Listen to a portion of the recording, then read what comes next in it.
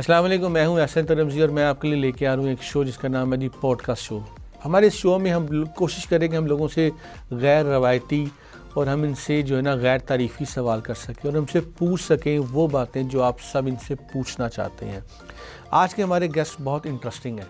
आपने सुना होगा कि कहा जाता है कि खला से दो चीज़ें नज़र आती हैं, एक दीवार चीन और एक पाकिस्तानी दीवारों पर लिखा हुआ बंगाली आमिल बाबों का ड्रेस। कहते हैं वो जादूगर है, लेकिन मैं एक और भी जादूगर को जानता हूँ। ऐसा जादूगर जो आपकी किस्मत बदल सकता है, जो आपको ट्रांसफॉर्म कर सकता है एक ऐसी शक्ल सूरत में कि आप ख़ुद को भी पहचान ना सकें। जी हाँ, मैं बात कर रहा हूँ एक बहुत ही ज़बरदस्त किस्म के इंसान, बहुत ही हम्बल ह्यूमन बीइंग और एक सच्चे जादूगर की। मैं बात कर रहा हूँ जी खावर यास की। Thank you so much Khawar भाई। खावर भाई, पहला सवाल वेरी स्ट्रेट, क्या एक ऐसा मुल्क जहाँ पर इतनी बड़ी मॉडल एजेंसी और इतना बड़ा टीवी का सेटअप हो, क्या हम ये गवारा देते हैं हम यूट्यूब और टिकटॉक जो टॉकर्स हैं उनको मशहूर को एक्ट्रेस बनाने लगे? ये तो रुझान की बात होती है कि जो हमारे यहाँ के जो लोग हैं उनके पास कोई ऐसा एंटरटेनमेंट नहीं है। तो जितना भी निचला तबका है, जब कोरोना के दिनों की बात मैं कर शुरू करता हूँ तो लोग फारिग थे, तो उन्होंने मैं देखा कि मैंने हर बच्चे को देखा कि वो एक ऐप के अंदर घुसा हुआ है जिसको टिकटॉक कहते हैं। वहाँ पे वो अपनी वीडियोस बना रहा है और वो अपने तौर पे कोई एक्टर बना हुआ है और कभी वो फ़िल्टर्स लगा रहा है। तो उससे पूरा एक समझें कि ऐसा तबका हमारे दरमियान आ गया जो अंदर अंदर की जिन्होंने ख्वाहिशात रखी हुई थी कि मैं भी एक्टर बनूँ या मैं अपनी ज़ुबान को जो मैं बोलना चाहता हूँ वो करूँ, या जो भी मैं हरकतें करना चाहता हूँ जिस पर कोई पाबंदी भी नहीं है वो खुल के अपना आप दिखाऊं। तो टिकटॉक अगर आप देखें तो आपको काफ़ी हद तक किसी भी नेशन की जो मेंटालिटी है वो नज़र आ जाती है। तो कुछ मुल्कों ने इसको बैन कर दिया, जो कि बिल्कुल सही किया। इसको बैन हो जाना चाहिए, बैन होना चाहिए, क्योंकि यहाँ पे झूठ बहुत ज़्यादा है, प्रोपेगेंडा बहुत ज़्यादा है और कोई रोक टोक नहीं है। ख़ासतौर पे मुल्क के ख़िलाफ़ बहुत प्रोपेगेंडा हो रहा होता है। शुरू में हंसी मजाक से एक बात शुरू हुई थी, अब मैं खोलता हूँ तो सिवाय डिप्रेशन की कुछ नहीं है और अजीब व गरीब किस्म की हरकत हो रही होती हैं, मतलब वो बिलीवेबल नहीं है और लैंग्वेज बहुत सस्ती किस्म की यूज़ हो रही होती है। तो हमें इस तरह की चीज़ों को रोकना चाहिए, बैन कर देना चाहिए। खैर भाई, ये तो बिल्कुल सही बात है कि ये जो लोग कर रहे हैं ऐप्स का कसूर है अभी आपके। और इससे फिर ये भी हो रहा है कि लोगों में ना एक रुझान पैदा हो रहा है कि बस वो इंस्टेंट फेम प्लस मुझे कोई नया कमाई का जरिया मिल जाए। और वो बच्चा जो इन ऐप्स के अंदर घुस जाता है, आप वो देख लें, उसकी हालत देख लें, वो सारी सारी रात जागा रहता है और उसको ऐसा बिजी किया हुआ है इन ऐप्स ने कि वो समझता है कि अगर मैं थोड़ा सा इधर उधर हुआ तो मेरे फॉलोअर्स कम हो जाएंगे या मेरे पैसे आना बंद हो जाएंगे, जिस तरीके से वो कमा रहा होता है। तो मेरे घर बहुत से बच्चे आते होते हैं। मेरा घर जो है बिल्कुल इस तरह जैसे एक मदरसा होता है, कितने बच्चे ट्रेन होने के लिए आते हैं। और जैसे हमारी जो नस्ल है पूरी, मेरा नहीं ख्याल कि उनको इन स्कूलों की ज़रूरत है जो इतने महंगे महंगे स्कूल हैं। उनको बेसिकली जो नेक्स्ट जनरेशन है उसके अंदर सिविक सेंस नहीं है, तो उनके अंदर सिविक सेंस डेवलप करना बहुत ज़रूरी है ताकि वो एक जहालत ख़त्म हो फजूल की। उनको हिस्ट्री का नहीं पता, उनको मैनरिज़म का नहीं पता, उनको ये भी नहीं पता कि कल क्या होने वाला है। वो जो भी सोशल मीडिया पे देख रहे होते हैं उसको बिलीवेबल समझते हैं। हमें उनको चुनता कौन है? चुनते तो उनको डिफरेंट, अगर फॉर एग्जांपल मॉडल की बात करें, चुनते तो उसको डिफरेंट मॉडल एजेंसीज़ है ना, उसको पिक कौन करता, इसको मीडिया हाउसेस करते ना। तो इसका मतलब है कि मानना एक ये नई जनरेशन है, जनरेशन जी, जिसको मशहूर होने का शौक़ है, लेकिन इक्वली जो रिस्पॉन्सिबल वो सेकंड पार्ट है ना, जो चुन के ऐसे लोग लेके आता। आप क्यों नहीं चुनते? मैं आपको 20 साल से जानता हूँ, आपने क्यों नहीं चुना ऐसा बंदा जो मशहूर होना चाहता?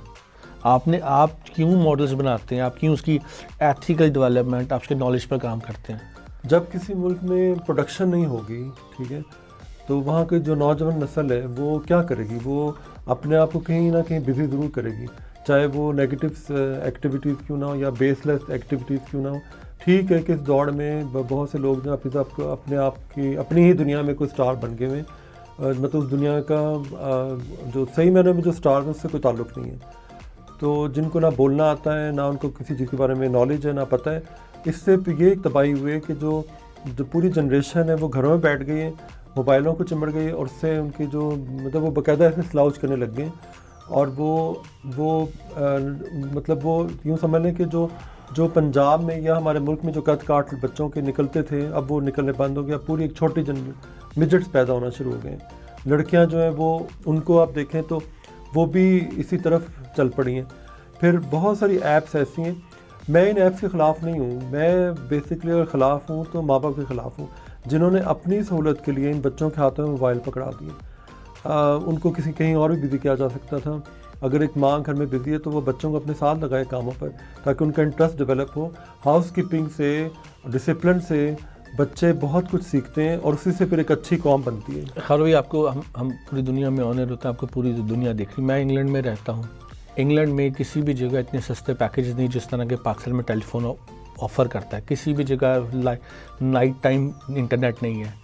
तो ये कहीं ना कहीं कोई ना कोई पॉलिसी चेक एंड बैलेंस का भी तो कसूर होगा ना। अब बाहर के मुल्कों में ऐसा नहीं है, अगर यहाँ पर ऐसा हो रहा है तो इसका मतलब है ना करने दिया जा रहा है। यही नहीं बल्कि अभी एक सर्वे हुआ था जिसमें पता चला कि जो साइडें सबसे ज़्यादा पाकिस्तान में देखी ये सिर्फ फरागत की वजह से हो रहा है। जब मुल्क में प्रोडक्शन नहीं होगी तो क्या होगा, नौकरियां नहीं होंगी, कारोबार के ज़राए नहीं खुलेंगे, तो लोग कोई ऐसी चीज़ें ढूंढेंगे जिससे उनको यूँ समझ लें कि उनका जो है ना राह फरार मिल जाए, उनको एस्केप।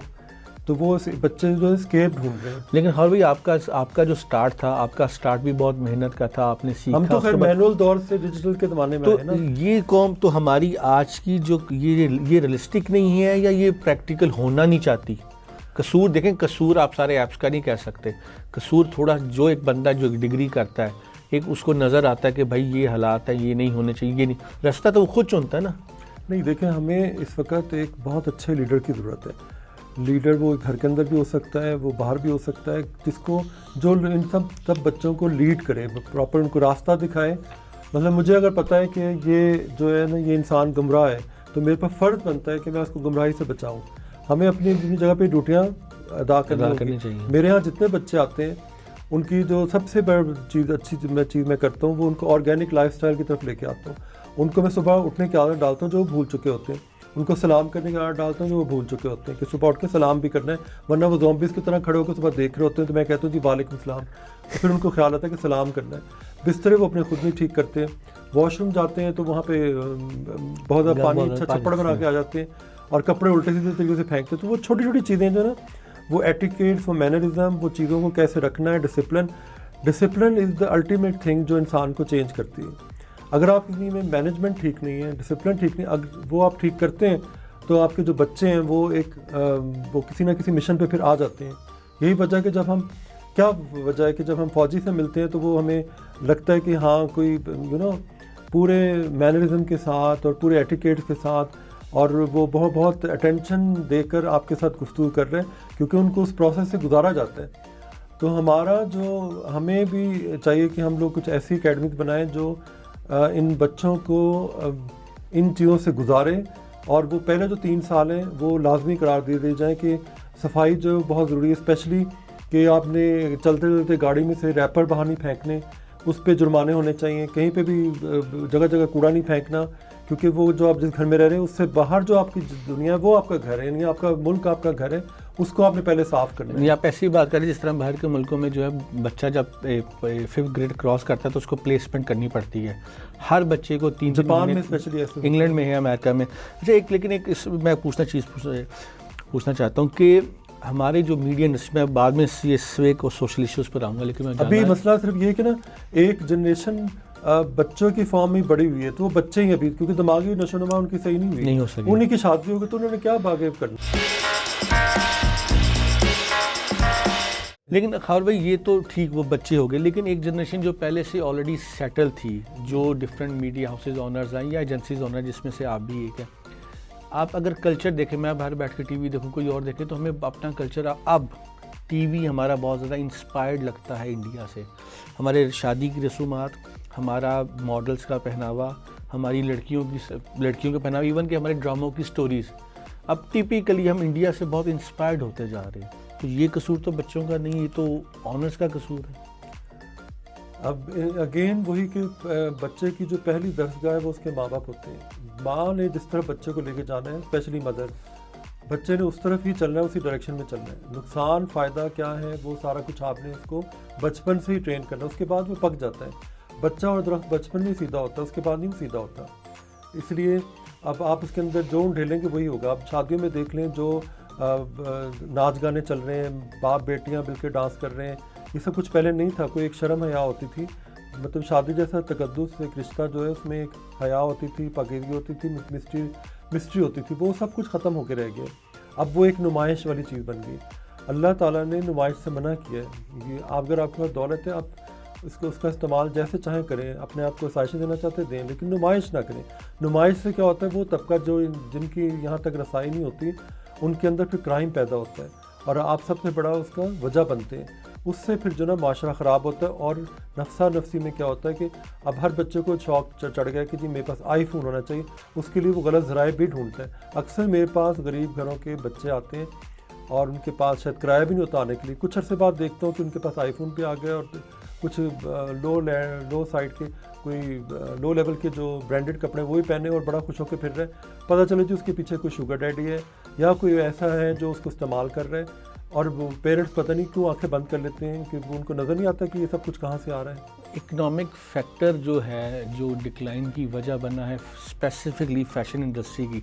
आप स्टाइलिस्ट हैं, आप बहुत अरसे से मॉडल एजेंसी चला रहे हैं। हमारे जो डिक्लाइन मॉरल और इकोनॉमिक डिक्लाइन जो हुआ है फैशन इंडस्ट्री में स्पेसिफिक, उसकी क्या वजह है?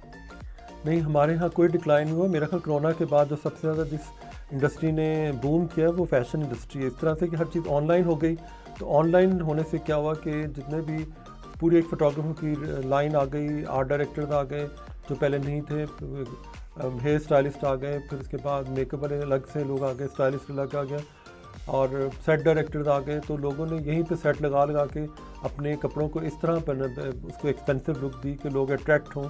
अब हर चीज़ फिर ऑनलाइन पे आने लगे। कुछ अर्से पर लोगों को ख्याल है कि शायद हमें दुकानें इतनी महंगी डालने की ज़रूरत नहीं, एक टीम घर बिठाएं और पूरा सिलसिला इस तरह चलाएं, जो कि अच्छा सबक था और उससे एक इंडस्ट्री हमारी डेवलप होती गई और आज अपने तौर पर हमारी इंडस्ट्री कहीं ना कहीं खड़े होकर काम कर रही है। सबसे अच्छी बात यह है कि हम लोगों ने वो जो फेयर कॉम्प्लेक्शन वाला सिलसिला था उसको ख़त्म किया।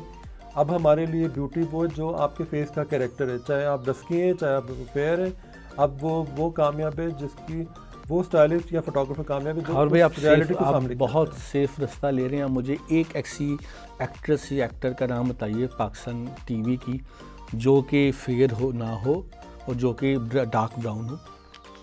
गोरी चिट्टी के अलावा तो कोई कुड़ी लेंदे नहीं। लड़का भी जो है, लड़के भी जो हैं, मैं आपसे फिर वही अर्ज़ करता हूँ, मशहूर होना एक और बात, ब्रांड होती थी पहले, ब्रांड पर काम किया जाता था आपके ज़माने में। आप मुझे बताइए कि इस वक्त मौजूदा कोई ऐसा लड़का या लड़की ब्रांड है जो किसी भी चीज़ को अगर पहने या बेचे तो बिक चली जाएगी? बिल्कुल है। अब अभी जैसे एक ड्रामा चला था जिसमें ज़बरदस्ती एक बंदे को बिल्कुल डार्क कर दिया गया था, उसका कॉम्प्लेक्शन, शायद वो ड्रामा पर ही ज़ात था। तो वो सबसे बड़ी एग्जांपल है। और कुछ चैनल अब ऐसे मार्केट में आ गए हैं जो इन तमाम ट्रैक से हटकर प्लेस बना रहे हैं जिसमें सब्जेक्ट ज़्यादा ज़रूरी है, मतलब सब्जेक्ट जो है, जो स्क्रिप्ट है वो हीरो है, ना कि वो फेयर लड़का या फेयर लड़की। तो लोगों को ऐसा उस तरह से हटाया जा रहा है, जिसका मतलब है कि कोई ना कोई तो है जो लीड कर रहा है और अच्छे स्टेप उठा रहे हैं। खबरें हमारी मेंटालिटी है जो आपने बात की, अगर मैं इसी को कंटिन्यू करूँ, हमारी मेंटालिटी है कि ड्राइवर खूबसूरत नहीं हो सकता। परिजाद मैंने थोड़ा सा चूँकि देखा है, वो ड्राइवर था, हम सोच ही नहीं सकते कि हमारा ड्राइवर हसीन हो सकता है। अगर आपके करैक्टर की बात करें तो वो बेसिकली चूँकि एक लोअर मिडिल क्लास था तो इसलिए उसको इस तरह का दिखाया गया। ड्रामा तो वरना कैरी तो नुमान इजाज़ कर रहा था, मेरे ख्याल वो उसके हीरो थे। तो सोच तो अभी भी वही है। आप पता नहीं आज क्यों नहीं खुल के बात कर रहे। तो यही है कि जिसके जेब में पैसा है वो हसीन है। वो यही आपसे बात करना चाह रहा हूँ। वो बकवास भी करेगा तो लोग सुनेंगे। अब वो कहाँ, अब ये इसमें आप किसको कसूरवार समझते हैं? फिर उसी पॉइंट पर आता हूँ, मॉडल एजेंसीज कसूरवार हैं? नहीं, कोई भी कसूरवार नहीं, कसूरवार कोई भी नहीं है। तो इंसान की नेचर में है। तो नेचर कैसे सर? आप क्या समझते हैं कि अब लक्स स्टाइल अवार्ड एग्जैक्टली उसी तरह का है? ये क्या आपकी नज़र में लक्स स्टाइल अवार्ड प्योर एक पाकिस्तान को रिप्रेजेंट करता है? अल्लाह का शुक्र है कि कोई ना कोई तो ऐसा है जो ये प्रोग्राम चला रहा है, हमारे मुल्क में कोई अवार्ड्स हो रहे हैं। हाँ, मुझे एक चीज़ पे एतराज़ है कि हमारी जो एक्ट्रेसेस हैं वो अपने कल्चर को प्रमोट करने के बजाय जो वेस्टर्न कपड़े इस तरह पहन के आते हैं, जैसे कोई ऑस्कर अवार्ड्स हो रहे हैं और वो आके बिला वजह अंग्रेजियाँ बोले। भी वहाँ कोई अंग्रेज़ तो नहीं बैठे ना, गलत अंग्रेजी। मैंने एक दफ़ा कहा भी था, गलत अंग्रेज़ी बोलने से बेहतर है दाइस पे आके कि गलत अंग्रेज़ी बोलने से बेहतर है मैं बेहतर उर्दू बोल लूँ और उस पर बड़ी काफ़ी हॉल में तालियां बजी थी, क्योंकि जो मेरे सामने आ रहा है वो इंग्लिश में बात कर रहा है और इंग्लिश की माँ बहन भी एक कर रहा है, ठीक है। तो बात ये कि आप इंग्लिश बोल के क्या साबित करना चाहते हैं कि ये कि आपको इंग्लिश आती तो आपको बहुत बड़ी तोप चीज़ है? नहीं, आपका जो कंटेंट है, चाहे आप पंजाबी में बोल रहे हैं, चाहे आप उर्दू में बोल रहे हैं, अपनी ज़ुबान को जब तक आप रिस्पेक्ट नहीं देंगे, ठीक है, अपने स्टाइल को रिस्पेक्ट नहीं देंगे, लोग आपकी इज्जत नहीं करेंगे। इन दी एंड आपकी जो इंडिविजुअलिटी है या जो आपका अपना स्टाइल है वो आपको रिस्पेक्ट देता है एक ना एक टाइम पे आके, जब वो ढीठ हो जाते हैं। और जैसे हमारी मैडम नूर जहाँ थी, आवाज़ की क्वालिटी ऐसी देखें कि उस जैसे सिंगर दोबारा नहीं पाए, लेकिन उनका अपना एक स्टाइल था कि ऐसा लगता था बस यूँ करके कोई मेकअप मुंह पे लगा लिया और एक से एक साड़ियाँ पहन, लेकिन वो उनका एक स्टाइल बन गया था, उसी पे वो आइकॉन बन गई और लेजेंडरी आइकॉनिक पर्सनैलिटी। कोई शक नहीं, वो उनकी जो क्वालिटी थी वो कि उन पे सूट करता था, क्योंकि ऐसे ही है वो जो पट्टी लगाना उन्होंने शुरू किया था। लेकिन ये देखे ना कि अगर वो सब कुछ किया है तो उसके पीछे आवाज़ इतनी अच्छी थी कि वो सब कुछ अच्छा लगने लग जाता ऐसे ही है। गो कि मैं पर्सनली मैडम नूर जहाँ का बहुत बड़ा फ़ैन नहीं हूँ, लेकिन स्टिल एक सुर से जिस तरह दूसरे सुर में जाती थी तो ऐसी क्वालिटी लता में भी नहीं है, वो उसमें है। वो मैं दोबारा फैशन इंडस्ट्री पर आऊँगा। खबर पे मुझे खबर पे एक चीज़ बताइएगा कि जो हमारे मॉडल्स हैं और हमारी जो हमारी रैंप वॉक होती है, मैं रिसेंटली एक लंदन फैशन वीक अटेंड करके आया था, हमारे ये कपड़े पहनने में नज़र क्यों नहीं आते जो हमारी मॉडल्स उस रैंप वॉक में पहनती हैं? रैंप पे जितने भी फैशन स्कूल के बच्चे होते हैं उनको जब असाइनमेंट्स मिलती हैं तो वो नहीं, बच्चे नहीं, हमारी बहुत सी मेन मॉडल्स पहनती हैं। नहीं, वो उनको जो पहनाया जाता है वही पहनती हैं। वो तो एक आइटम होती है, उन्होंने जो पहना, जो उनको पहनाया जाता है उन्होंने वो आगे जाकर रिप्रेजेंट करना होता है। तो बेसिकली डिज़ाइनर का अपना एक कॉन्सेप्ट होता है, उसके मुताबिक वो कपड़े भी बनाते हैं जो शायद वेरिएबल ना हो, ठीक है, लेकिन तो वो क्यों बनाते हैं? नहीं, उसमें वो अपना वो आर्ट दिखाते हैं कि ये भी एक पॉसिबिलिटी है, ये भी एक पॉसिबिलिटी।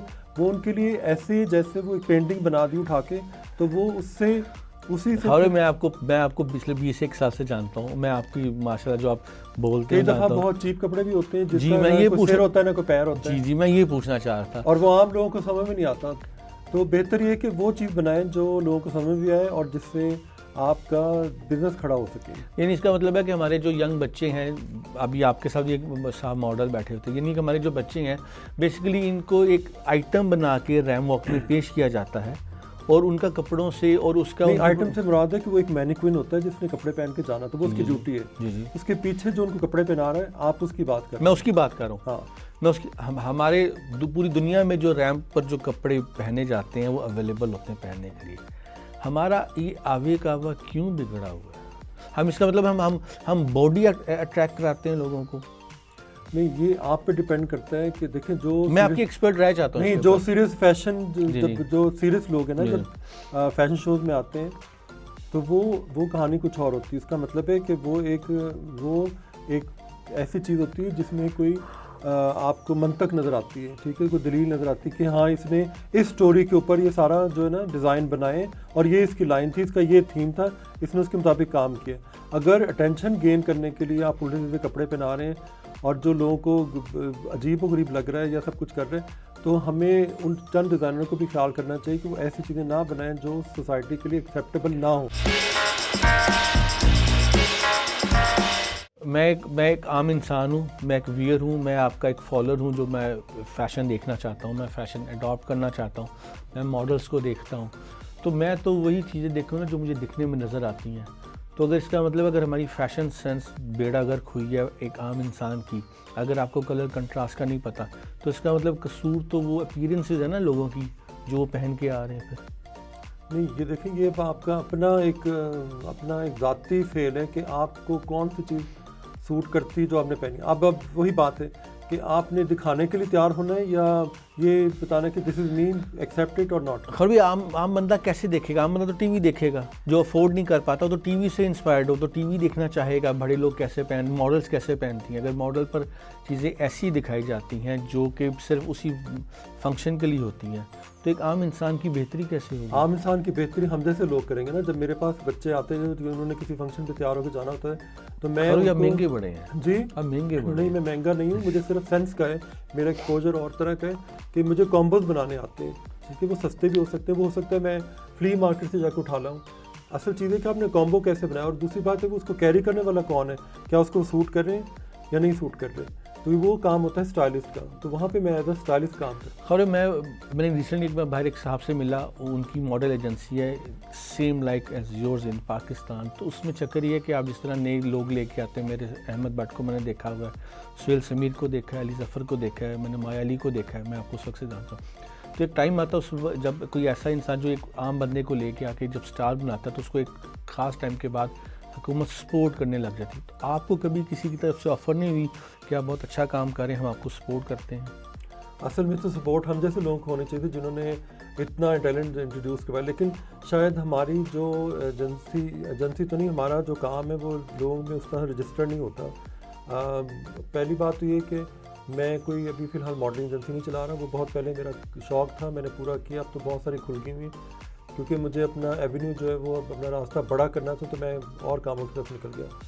अब मैं ब्राइडल मेकअप में कर रहा होता हूँ, या मुझे बहुत ज़्यादा शौक़ होता है इंटीरियर करने का। फिर उसके अलावा मैं आम जो लोग हैं अब उनके ऊपर काम करना चाह रहा हूँ कि जो मैंने ट्रांसफॉर्मेशन मॉडल्स की थी बनाने में, जो ग्रूमिंग का एक पूरा प्रोसेस गुजारा था, वो आम लोगों पे अप्लाई करना चाह रहा हूँ। क्योंकि मुझे इस तरह की बहुत फरमाइशें आती हैं कि जी आप हमारे लिए भी कुछ करें। अब आम औरतें और आम लोग भी मेरे पास आने लग गए और उनको मैं उस प्रोसेस का सारा समझा रहा हूँ, तो इंशाल्लाह ये काम भी शुरू होगा। हुकूमती सतह से कभी आपको ऑफ़र आई हो कि आप इतना ज़रा आपका एक्सपीरियंस आपने काम किया है, आइए कुछ मिलके ऐसा कुछ कोई एक इंस्टीट्यूट बनाते हैं, या आप आके लेक्चर दीजिए, या आप आके प्रैक्टिकल करना शुरू कीजिए? यानी कि पॉइंट ये है कि आपको कभी ऑफ़र नहीं है कि हम आपको यूज़ करना चाहते हैं, आपके एक्सपीरियंस को कभी किसी ने अप्रोच नहीं किया? अप्रोच वही करेगा जिसका ऐसा विज़न होगा। जब हमारी गवर्नमेंट्स का कोई विज़न ही नहीं है, उनका काम ही सिर्फ ये है कि अपनी पार्टी को स्ट्रॉन्ग करना, ठीक है, मुल्क का जो कल्चर है उसको हम जैसे लोग ही लेके जा सकते हैं आगे, और उसको नुमाया हैसियत भी दिलवा सकते हैं मैप के ऊपर। तो ये तो विज़न की बात है कि वो किस तरह से उसको लेके आते हैं। यही पहली बात है कि बेसिक मसले ही हल नहीं कर पा रहे, तो ये तो हम लोग तो कहीं दूर की बात है। हम लोग जो भी करें अपने तौर पे कर रहे हैं, लेकिन अगर गवर्नमेंट नहीं भी है या कोई चैनल हमें चांस नहीं भी देता, तो सोशल मीडिया हमारे लिए बहुत बड़ी ताकत है, उसके थ्रू हम अपने ज़ुबान बोल सकते हैं। बात वहीं आती है कि ऐप का कसूर नहीं, आपके अपने ऊपर जो कुछ है वो आपने सोशल मीडिया पे दिखाना, और वहीं से आप पकड़े जाएंगे कि आपके दिमाग की डायरेक्शन क्या है। खैर भाई, आपकी फेवरेट फीमेल एक्ट्रेस कौन है पाकिस्तानी ड्रामा की? मेरी तो खैर बहुत सारी हैं, मतलब कोई चंद एक का नाम लीजिए। नहीं, मैं चंद एक का नाम नहीं ले सकता। मेरे नज़दीक अगर किसी ड्रामे का स्क्रिप्ट अच्छा है तो तब मुझे एक्टिंग अच्छी लगती है। मैं हमारे यहाँ पिछले कुछ अर्से से अवार्ड्स पर काफ़ी सवाल उठ रहे हैं। कुछ अर्सा पहले हमारे मुल्क में आई डोंट नो किसने, एक हमारी एक्ट्रेस है महविश हयात, जिनको काफ़ी बड़ा सरकारी अवार्ड दिया गया। डू यू थिंक कि वो सही था? पहली बात हुई कि कोई भी हमारे यहाँ जो सरकारी सतह पे जब चीज़ चली जाती है ना, तो उसमें फेवरेटिज्म बहुत आ जाती है। वो सही था या नहीं था, लेकिन वो बहुत जल्दी था। वो जो डिज़र्विंग लोग हैं वो बहुत ज़्यादा है उसमें ऐसे ऐसे लोग हैं जिनको अभी तक अवार्ड मिले नहीं है, जिनको पता भी नहीं है, जिनको मिलना चाहिए असल में। तो जब आप, मैं तो sorry to say that, Mahwish Hayat बहुत अच्छी एक्ट्रेस है, लेकिन अभी वो उस लेवल तक नहीं गई कि उसको वो अवार्ड मिलता है। हाँ, रूही बानो को मिलता है तो समझ में आती है, ठीक है। उसके जब मैं ड्रामे देखता हूँ तो अभी भी देखता हूँ तो मैं गुम हो जाता हूँ कहीं, कि जिस तरह से वो एक्टिंग खुद कर रही है, अपने कैरेक्टर के अंदर घुसी हुई है। और आजकल भी बहुत सारी ऐसी एक्ट्रेसेस हैं जो बहुत अच्छी एक्टिंग कर रही हैं। तो वो जो चीज़ें वहाँ पे कुछ ज़्यादतियाँ हो रही। कितने लोग ऐसे हैं जिन्होंने बहुत अच्छे काम किए हैं ज़ुबान बंद करके। हमें उन लोगों को ढूंढना चाहिए, और असल में अवार्ड के हकदार वो हैं। अवार्ड से ज़्यादा उनकी माली मुआवनत जो है ना, वही सबसे उनका बड़ा अवार्ड है। और भाई ये आप चूँकि थोड़ा सा टॉपिक चेंज हो गया है, फिर भी ये और भी ऐसा क्यों है सिर्फ हमारे यहाँ कि एक इतना बड़ा लेजेंड, इतनी बड़ी स्ट्रगल, इतना बड़ा लेजेंड, एंड बहुत ख़राब होता है? एंड तो वो अपना खुद ख़राब करते हैं ना, क्योंकि हमारे सोसाइटी में एक मसला है जो कोरोना की तरफ भी हमें सबक ले लेना चाहिए था, कि हम कभी भी बी प्लान के ऊपर काम नहीं करते। कि अगर ये नहीं होगा, मेरे पास आज आंखें हैं तो देख रहा हूँ, आज हाथ पैर हैं, खुदा ना खास्ता अगर वो नहीं होता तो फिर बी प्लान क्या है, जिससे मैं अपने पाँव पे खड़ा हो सकूँ और मुझे किसी का मोहताज ना होना पड़े। तो ये हमारी ओवरऑल सारी मेंटालिटी कि हम लोग जो आज है और जो अभी है कहते हैं बस यही सही है, उसके बाद फिर आगे 50 साल बाद क्या होगा उसकी कोई तैयारी नहीं। हम कोई चाइना की मौजतंग की तरह तो है नहीं। हमें उस तरह के लीडर की ज़रूरत है ना, जो आए और आधी नस्ल पे बुलडोज़र चलाए, और उसके बाद फिर जो काम करने वाले लोग हैं वो खेतों में घुस जाए, और 10 साल ज़राअत पे काम हो, फिर 10 साल एजुकेशन पे काम हो, स्किल के ऊपर काम हो। आज वहाँ देखें एक बच्चा स्किल के ऊपर काम कर रहा है। उन्होंने बहुत सारी ऐप्स को बंद भी किया और अपनी ऐप चलाई हुई है। आज चाइना जाए तो पूरी दुनिया एक तरफ लगता है कि हम किसी और ही खलाई मखलूक में आ गए। खैर भाई, एक चीज़ बताइएगा बीइंग एक मॉडल को, क्योंकि आजकल अब डिफरेंट प्रोडक्शन हाउसेज हैं, वो अपनी स्टार कास्ट है वो दिन के 4 से 7 सीन शूट करना चाहते हैं, उनके पे रोल पर एक्टर्स हैं, और अगर आप कराची नहीं रहेंगे तो आपको फलाफला नहीं लेंगे, आप इधर नहीं लेंगे तो फलाफला नहीं लेंगे। आपको क्या लगता है कि एक मॉडल को आज के वक्त में फेवरिज्म के दौर में क्या क्या मुश्किलात का सामना है? आज का जो भी मॉडल है, अगर वो समझता है वो बासलाहियत है, तो वो खुशकिस्मत है आजकल के दौर में। ये हमारे दौर में होता था कि सिर्फ एक पीटीवी होता था जहाँ पर लोग बाहर लाइन की फॉर्म में खड़े होते थे। अब तो आपके पास स्काई इज़ द लिमिट, आपके पास सोशल मीडियाज़ को यूज़ करें, आप अपना कंटेंट बनाएं, यूट्यूब पे अपने ड्रामे बनाएं, चीज़ें बनाएं, कंटेंट डालें, देखें दिनों में आप स्टार बन जाते हैं। और फिर आप थोड़े से बाद कहते हैं कि मैं अब ड्रामों में क्यों जाऊं, यहाँ तो मैं इतने पैसे कमा रहा हूँ तो वहाँ से मैंने क्या कमा लेना है। तो अब तो दुनिया ही बदल गई। अपना मैगज़ीन आप चलाएं, ठीक है, अपना कंटेंट चलाएं, अपनी फ़ोटोग्राफी चलाएं, अपना जो भी आप कंटेंट डालेंगे और उसके जो जिस तरह फॉलोअर्स बढ़ेंगे वहीं से तो आप स्टार बन जाएंगे। ज़रूरी नहीं कि वो ड्रामों में काम करने वाला स्टार होगा। अब आपके अंदर जो है वो सोशल मीडिया ने आपको दिखाना है और वहीं से लोगों ने आपकी औकात का पता कर लेना है। तो आप अच्छा, इसका मतलब क्या ये है कि जो ड्रामे के ऊपर एक मखसूस लोगों का कब्ज़ा है वो नहीं, आप ये कह रहे हैं? हमारे यहाँ जो भी डायरेक्टर हैं, जो मैंने उनका काम बहुत करीब से देखा है, मैंने उनको उस तरह से मेहनत करके नहीं देखा। मैंने देखा ज़्यादातर असिस्टेंट्स काम कर रहे होते हैं, या फिर जो कैमरा मैन है वो डायरेक्टर, जो एडी वो डायरेक्टर बना होता है। डायरेक्टर तो बस मेरे ख्याल कोई कोऑर्डिनेशन में लगा होता है कि अब ऐसे कर लें, ऐसे कर लें, ऐसे कर लें, एंड पे उसका नाम चल रहा होता है। जो सही मैंने वो डायरेक्टर हैं वो मुझे कम ही नज़र आते हैं। जैसे मेरा ख्याल है कि चंद एक डायरेक्टर हैं जो लगता है कि हाँ इसने ये इसका जो जहन है उसमें नज़र आ रहा है। तो अब तो आसान हो गया वो काफ़ी। अब तो मेरा ख्याल है कई दफ़ा तो ऐसा होता है सेट पे डायरेक्टर मौजूद ही नहीं और जो उसका मेन एक्टर है वो ड्रामा पूरा कंडक्ट कर रहे होते हैं। खैर भाई, फ़िल्म के साथ बड़ा ताल्लुक़ रहा हुआ आपका, तो ये फ़िल्म जहाँ तक पहुँची है, बर्बाद हुई है, और जिस तरह के चेहरे अब आए हैं, किसका कसूर ज़्यादा, फिल्म मेकर्स का या देखने वाली ऑडियंस का? आई थिंक वो जो भी सो कॉल्ड फिल्म थी, इंडस्ट्री थी, उसको बर्बाद ही हो जाना चाहिए था। मतलब पूरा एक गंडासा कल्चर और खौफनाक चेहरे और मोटी भद्दी हीरोइनें, वो हम लोग नहीं थे। अब जो सिनेमा की हालत सामने आई है वो है रियल पाकिस्तान। वो इस तरह से कि वो ना तो कोई वो इंडियन लगते हैं ड्रामे, ना वो कोई बाहर के ड्रामे लगते हैं, वो पाकिस्तानी ड्रामे लगते हैं। जिस तरह ईरानी फिल्में जो हैं वो या ड्रामे वो उनका अपना कल्चर लेके चल रहे हैं। इस तरह जो हमारी फिल्में आ रही हैं वो टेक्निकली बहुत स्ट्रॉन्ग होती जा रही हैं और बहुत हट कर टॉपिक बन रहे हैं। कम आ रही हैं लेकिन अच्छी आ रही हैं। चलिए, आपने फ़िल्म की तारीफ़ की, एक फ़िल्म का सवाल, ये जायज़ है कि अगर आप फ़िल्म के प्रोड्यूसर हैं और आप मेन एक्टर हैं तो आप स्टोरी को इस तरह लिखवाइए कि आप रेडियस पॉइंट हो और स्टोरी आपके गिर्द ही घूम रही हो, नहीं फ़र्क पड़ता कि आप 36 साल के हैं, आप 40 के हैं, लेकिन हीरो आप ही होंगे क्योंकि भैया पैसा आपका है, तो फिर फेस भी मेरा होगा।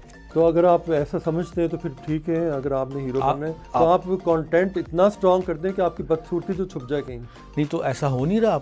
आपने भी तो फिल्में देखते होंगे, आपने भी फिल्मों का कहा। कई लोग ऐसे अपना शौक पूरा करते हैं फिर वो मुंह की खाकर कहीं इधर हो जाते हैं। एक सवाल, उसके बाद हम सोशल इश्यूज़ पर जाएंगे। एक शोज़ हैं, एक अवार्ड शो है हमारे पाकिस्तान का, आई डोंट नो, वो आप मेरे ख्याल शायद आप उसके जानते भी होंगे, आपके एक्स कोलीग या एक्स दोस्त हैं, मुख्तार का कंट्रोवर्शियल अवार्ड शो है, उसके बारे में आप क्या कहेंगे? मैं उस बारे में कोई कमेंट नहीं देना चाहता क्योंकि मैंने वो इतने कोई करीब से देखे, लेकिन वो मैं देख रहा होता हूँ जो अवार्ड हो रहे होते हैं और वो जिस लेवल पे भी हो रहे होते हैं कहीं ना कहीं मतलब वो भी तो अपनी जगह काम कर ही रहा है ना। लेकिन खैर भाई, बात तो ये ना कि आप मैसेज का ड्रॉप कर रहे हैं। हम ओवरसीज़ पाकिस्तानी जो है ना, हम हर पाकिस्तानी एक्टर मॉडल की तरफ बहुत दिलो जान से देखते हैं। अगर वो वहाँ पर जाते हुए अगर उसमें ऐसी कोई हरकतें हों, ऐसी कोई खबरें लीक हों, तो उससे जो इंप्रेशन ख़राब होता है वो तो पूरी नेशन का होता है ना। वो तो वैसे इंप्रेशन ख़राब हो चुका हुआ है। अब जिनका इंप्रेशन जो समझते हैं कि सही है बस वो काम करते हैं और इसी के बीचों बीच जिसने इंप्रेशन ख़राब लेना होगा वो लेगा, जिसने उसी के ख़राब इंप्रेशन के बीच में से खड़े होकर उसी पोडियम पे खड़े होकर अपना इंप्रेशन अच्छा दे दिया, उसका मकसद तो पूरा हो गया ना। तो इसका मतलब मकसद सिर्फ पैसे कमाना है, भाड़ में जाए? नहीं, पैसे कमाना भी नहीं है। मतलब आप डिपेंड करता है कि आपने, वही बात है ना कि उस मीडियम को इस्तेमाल कैसे किया। मैं कह रहा हूँ चलो कुछ तो हो रहा है ना होने से बेहतर है कुछ हो तो रहा है ना, कोई सही। स्ट्रगल कर रहा है, उसी एफर्ट पे उसको शाबाश दे देनी चाहिए, चाहे जैसे भी कर रहे हैं। हर हमारे अब हमारे एक्टर्स को बाहर लेके जा रहे हैं, दुनिया को दिखा रहे हैं, वहाँ इतने एशियन कम्युनिटी वो देख रही है, उनको देखना चाहती है, तो व्हाई नॉट। ठीक है, आप एक बार फिर से सेफ रास्ता लेने में नहीं, कामयाब ये हो सेफ गए। रास्ता नहीं है। अच्छा। हाँ, अगर मजाक उड़ाने पे आए, क्रिटिसाइज करने पे आए तो बहुत आसान काम होता है क्रिटिसिज्म करना, लेकिन किसी की सलाह करना, हाँ मैं जब कभी उसको मिलूंगा तो मैं ये बात जरूर कहूँ कि तुम्हारे पास इतने रिसोर्सेज हैं तो इसको किसी सही रुख पे ले जाओ। अल्लाह ताला ने मौका दिया तो आपको सही रुख पर लेके जाए। आपने अब सोशल इश्यूज़ पर आपने बात की, यूट्यूब की आपने काफ़ी बात की। अब मुझे एक चीज़ बताइए कि आजकल पिछले कुछ अर्से से काफ़ी ज़्यादा मोटिवेशनल स्पीकर अचानक देखने को मिल गए। हर गली में एक यूट्यूब चैनल है और हर उस यूट्यूब चैनल में मोटिवेशनल स्पीकर है। क्या कभी किसी ने उससे पूछा कि भैया तेरी अपनी अचीवमेंट क्या है तो जो लोगों को मोटिवेट कर रहा है? और वही लोग हमारे अब टीवीज़ पर आने लग गए हैं। मुझे हज़रत अली का एक कॉल बड़ा अच्छा लगता है कि मुसलमान वो है, तबलीग असल में उसकी ये है कि वो अपनी मुंह को ताले लगा के रखें और तलवार म्यान के अंदर हो। तो इसका मतलब है कि जो खामोशी में ताकत है, मतलब अपने आप को एक ऐसा नमूना या ऐसा मॉडल बनाए कि जिसको देख के लोग इंस्पायर्ड हों, फॉलो करें। असल ताकत वो होती है जो हमारे नबी में थी, तो वो लोगों को नहीं समझ में आती। अच्छा, हमारे यहाँ जो देखें ये कहते हैं ना दूसरों को नसीहत खुद मियाँ वसीयत, तो उनकी अपनी दुनिया आप देखें तो उसमें कई साइकोलॉजिकल फैक्टर नज़र आएंगे जो अजीबोगरीब होंगे, ठीक है, और वो एक एक शो करने के इतने लाखों रुपये ले रहे होंगे, बोलने के, करने के, लेकिन आम लाइफ में कहीं आप अचानक उनको मिलेंगे, कोई बात करें तो कई दफ़ा बहुत तलखी और बदतमीज़ी से बात करते नज़र आएंगे। ये मेरा अपना एक्सपीरियंस है। तो मैं तो उसको मोटिवेशनल इंसान मानता हूँ जो इंस्पायर्ड करे, जो बातें ना करे। इसी तरह जो खामोशी से हुकूमत चलाएगा, दाएं बाएं देखे बगैर कि वो बुरा है, ये बुरा है, फलां बुरा है, तो कहना क्या चाह रहे हो कि मैं अच्छा हूँ? नहीं, आप आ गए ना इस जंगल के अंदर जहाँ सब बुरे हैं, तो आप खामोशी से सफ़र तय करते जाएं, आहिस्ता आहिस्ता आहिस्ता वो सारे जो भी इधर उधर चीज़ें भौंकने की वो खुद ही बंद हो जाएंगी। और भी रिवाइव होगा फैशन इंडस्ट्री, टीवी इंडस्ट्री का, मेरिट पर काम होगा, चीज़ें लोग सही आएंगे, यंग बच्चियों को चांस मिलेगा, होगा कभी ऐसा? मिल रहा है चांस, क्यों नहीं मिल रहा? अब कितने नया यंग टैलेंट हमें मुख्तलिफ, पहले तो एक चैनल था ना, अब तो कोई 50 से ज़्यादा चैनल थे, तो बच्चे कहीं ना कहीं जिनमें टैलेंट है वो काम कर रहे हैं। आप बताएं, टैलेंट कोई रास्ता रोक सकते हैं? मैं खार भी आपको बिल्कुल अर्ज करता हूँ। मैंने एक टिकटॉक देखा था एक बच्ची का जो कहती थी ये मैं हूँ, ये मेरी फैमिली है और ये मेरी पार्टी हो रही है। मैंने कुछ अर्से बाद देखा कि वो एक मॉर्निंग शो में आती है और मॉर्निंग शो में इस बेस पर आ जाती है। फिर मैंने कुछ अर्से बाद देखा कि उसको लाइफस्टाइल अवार्ड भी मिल गए। तो क्या ये है रास्ता? नहीं, देखिए मेरी बात है, उसने 1-2 ड्रामे किए, ठीक है, उसको ड्रामे किस बेस पर मिले? नहीं मेरी बात तो सुने ना, उसने वहाँ प्रॉपर एक्टिंग की है और बहुत अच्छी एक्टिंग की, तो कुछ था तो आगे आया ना। अब चले ठीक है, वो फेमस हो गई उस ज़रा सी चीज़ के ऊपर, तो उसके बाद वो लोगों ने उसको पकड़ा उसकी शोहरत को कैश कराने के लिए, लेकिन अब वो उसके लिए चांस था असल में, तो उसने चांस अवेल किया, उसमें वो पूरी उतरी, अब वो एक मुस्तनद एक्ट्रेस बन चुकी हुई है। और भाई professional education and professional training कितनी हद तक सपोर्ट कर सकती है इंडस्ट्री को?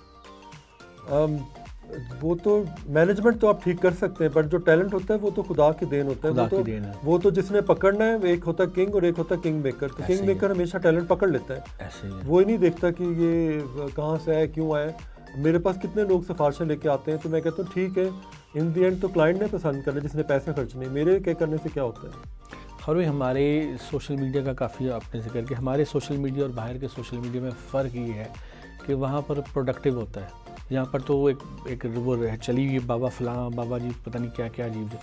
आपको नहीं लगता कि सोशल मीडिया पर भी कभी कोई चेक एंड बैलेंस, कोई पॉलिसी लगनी चाहिए ताकि सही बंदे उस पर आ सके? जिस तरह आपने जिक्र किया कि ड्रामे आने चाहिए, लेकिन अब तो कोई सारी वो एक ही सफ़ में ज़ैद बकर खड़े हो गए हैं।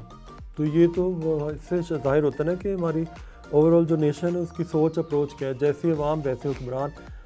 तो खामोशी के साथ यहाँ पर डंडा चलना चाहिए और बिला तफरीक चलना चाहिए, और वो एक लाइन होनी चाहिए, ये जी इस लाइन को अपने क्रॉस नहीं करना।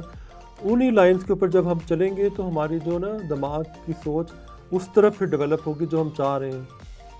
मैं समझता हूँ उस वक्त होती, जैसे जो भी लोग ज़ियाउल हक को बुरा कहते हैं, लेकिन मेरा ख्याल है कि उसने एक लाइन ड्रॉ कर दी थी, उसके बाद वो PTV पे ऐसे ऐसे ड्रामे बने जिसने हमारी तरबियत की, मतलब मैं खुद एक एग्जांपल हूँ जिसने ज़हनी शऊर दिया हमें समझाया कि हम कौन हैं। और अब वो वक्त था जब 14 अगस्त को मनाया जाने लगा था, पूरे पाकिस्तान में झंडे लहराए जाने लगे थे, हम एक कौम बनना शुरू हो गए थे, कौमी तराने बजने लग गए थे। तो ये सेंस जगाना भी तो लीडर का काम होता है ना। बिल्कुल सही कह रहे हैं। हाँ भाई, आपने इतने टेन्योर देखे, आपने इतने डिफरेंट लीडरशिप देखी, अभी तक की सबसे ज़्यादा अच्छी और पॉजिटिव लीडरशिप कौन थी जो कि डिफरेंट इंडस्ट्री को सपोर्ट कर रही थी? अपने दौर में आई थिंक अयूब खान ने बहुत काम किया। और आपके होते हुए? मैंने तो ये तीनों अदवार देखे हैं, आपको देखा हुआ है जी, और मुशर्रफ का भी दौर देखा है।